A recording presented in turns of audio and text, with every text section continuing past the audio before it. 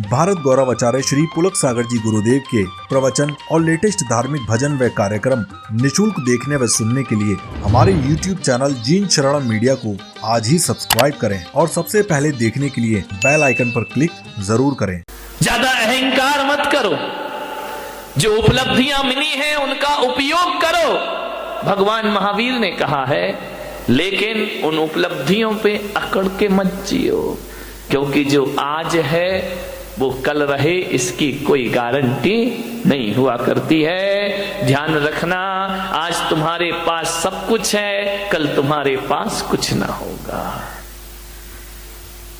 बुलंदी देर तक किस शख्स के हिस्से में रहती है, बुलंदी देर तक किस शख्स के हिस्से में रहती है।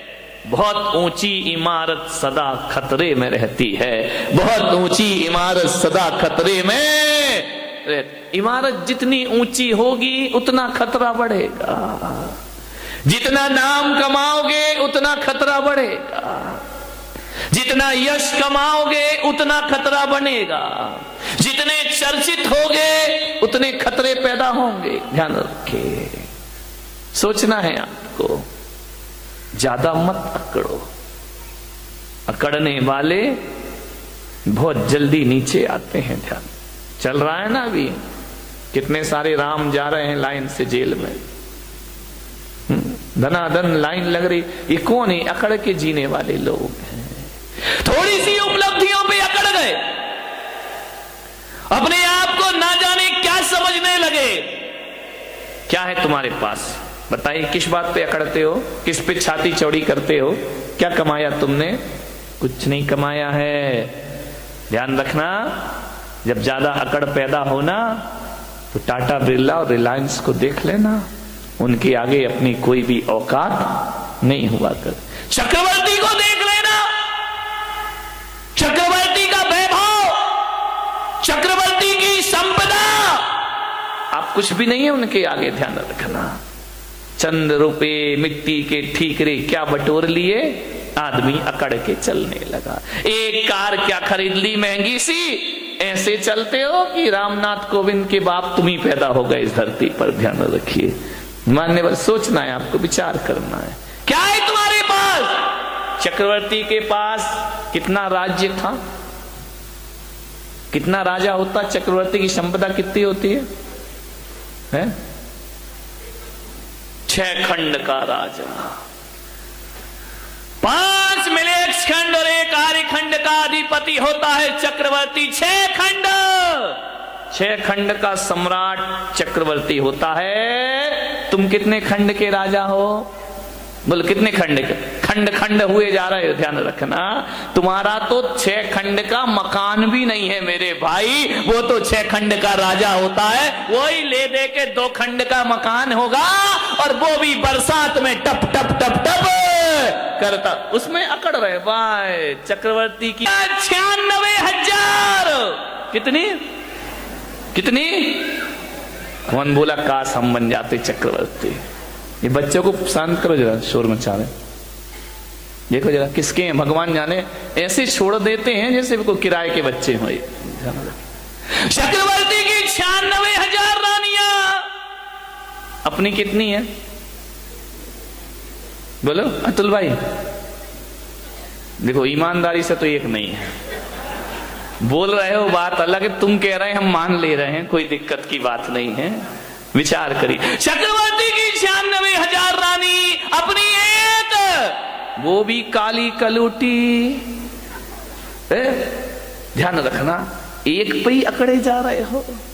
चक्रवर्ती के अश्वशाला में, गजशाला में 84 लाख हाथी। कितने हाथी? कितने हाथी? 84 लाख हाथी। बारामती के चक्रवर्ती हो, कितने हाथी तुम्हारे यहां? बोलो, शांति सेठ नहीं आए क्या? कितने हाथी? जवाहर सेठ गायब है, राजा सेठ कितने हाथी अपने यहां घर में है? एक भी हाथी नहीं। चलो यार, हाथी तो बहुत बड़ी बात है। चक्रवर्ती की अश्वशाला में 18 करोड़ घोड़े। कितने घोड़े? अपने यहां कितने? एक आध घोड़ा। 18 करोड़ घोड़े, 84 लाख हाथी, ध्यान रखना, और 18 करोड़ घोड़े। चलो घोड़ा भी बहुत बड़ी बात हो गई मेरे भाई। बारामती वालों जरा इतना बताओ, तुम्हारे घर में एक आध गधा तो होगा?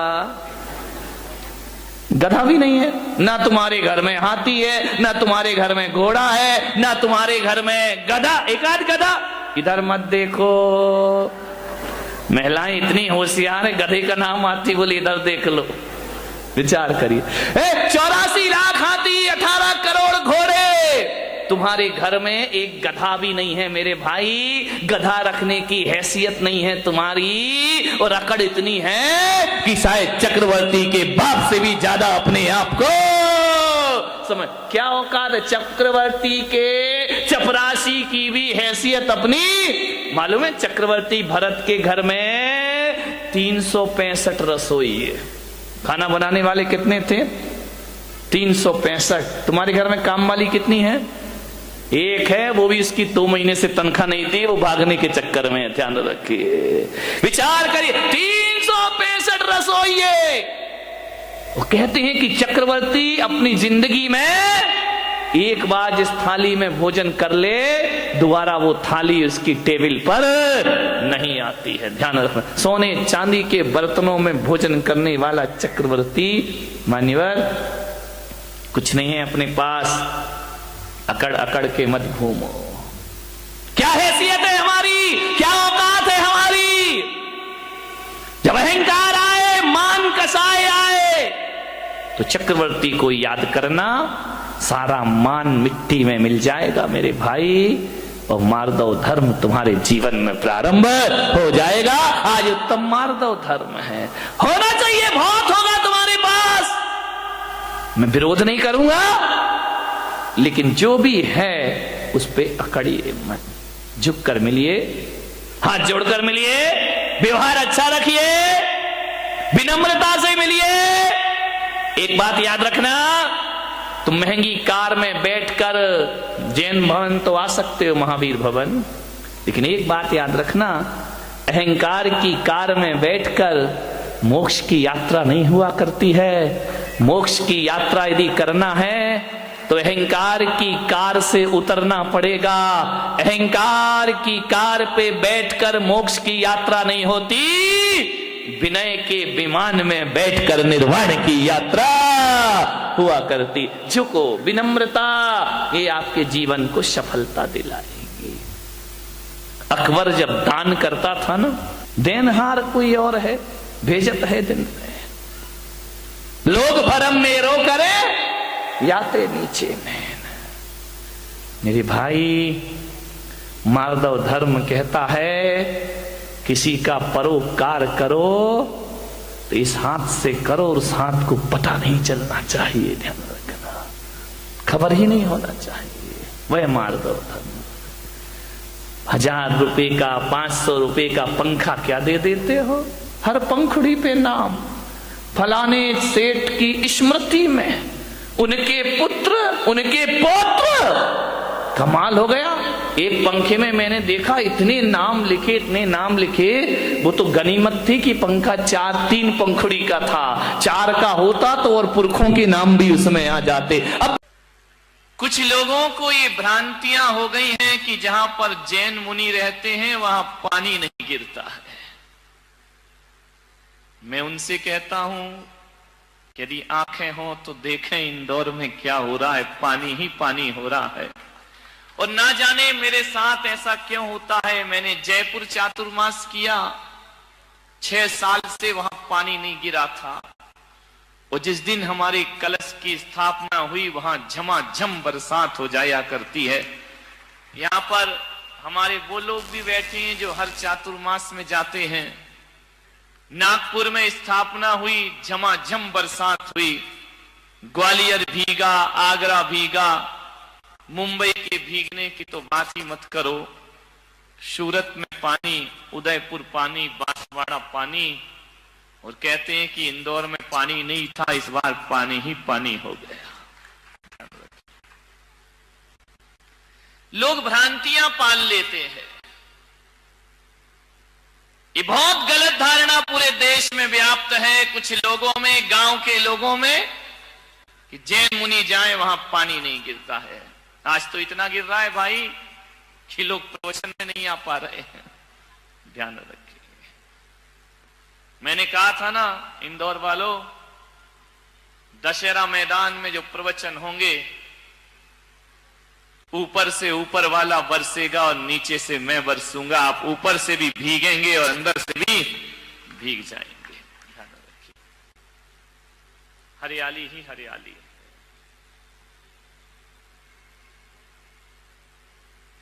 लेकिन पानी भी तो देखो कैसा है। अभी तक के प्रवचनों में दिन भर पानी गिरा, लेकिन प्रवचन के समय नहीं गिरा। आज भगवान ने कहा कि चलो यार, प्रवचन में भी थोड़ा बरसा देना चाहिए, नहीं तो प्रवचन के बाद ही गिरा है पानी। कोई बात नहीं, भीगते रहो।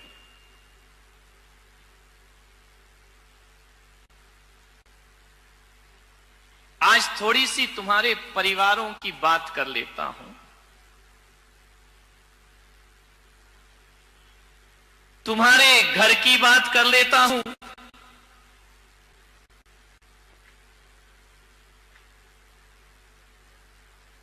परिवार को चलाना है, परिवार को जीना है, परिवार को मजबूत बनाना है। प्रत्येक सदस्य का यह कर्तव्य होता है कि वह यह संकल्प कर ले कि किसी भी परिस्थिति आ जाए, हम अपने परिवार को कभी टूटने नहीं देंगे। ध्यान रखना, पहले के लोग ये सोचा करते थे कि हमारा परिवार कैसे एकजुट रहे, कैसे बंधा रहे, और आज के सोचते हैं ये परिवार कैसे टूट जाए। ध्यान रखना, एक रखो परिवार। परिवार को जोड़ने के लिए 3 बातें आप याद रखिए। ये 3 बातें नहीं, ये 3 रत्न हैं। ये 3 बातें नहीं हैं, ये तीनों लोग की संपदा है। इन्हें केवल 3 बातें समझ के मत छोड़ देना, ये तुम्हारी 3 पीढ़ियों को सुधार देंगे। ध्यान रखना, 3 बातें आपको याद रखना है, और उन 3 बातों से तुम्हारा परिवार चलता है, तुम्हारा घर चलता है, तुम्हारा व्यवहार चलता है, तुम्हारा जीवन चलता है। मात्र 3 बातें याद रखो। 3 का बड़ा महत्व है मेरे भाई। यदि स्टेशन पर तीसरी घंटी बज जाए तो ट्रेन आ जाती है। ट्रेन का जो लोग इंतजार करते हैं, पहली घंटी, दूसरी घंटी, तीसरी बजी की ट्रेन आ गई।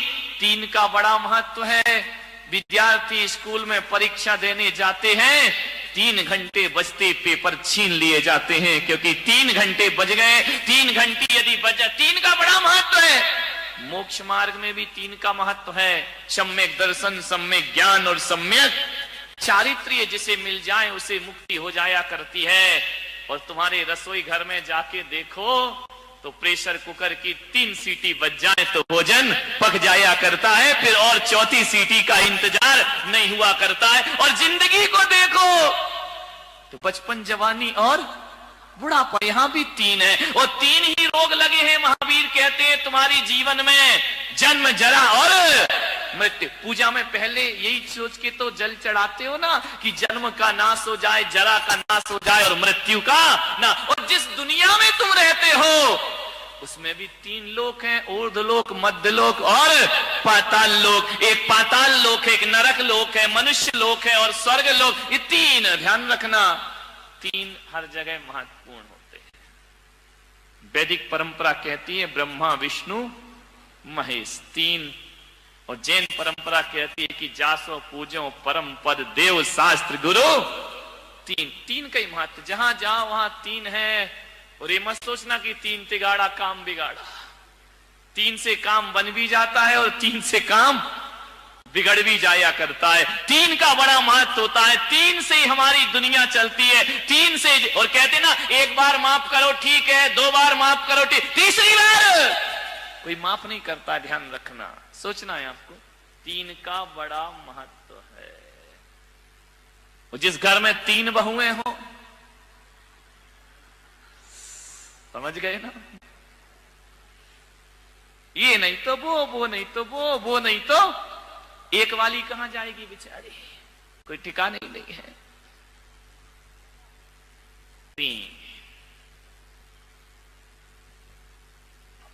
तीन बातें याद रखिए परिवार को संगठित करने के लिए। तीन बातें यदि स्मरण में रहे, उन्हें केवल बात समझ के मत छोड़ना। तीन बातें। अदालत में जज साहब कितने हथौड़े मारते जब माहौल बिगड़ने? 1 2 3। ध्यान रखना, 3 के बाद फिर कुछ नहीं।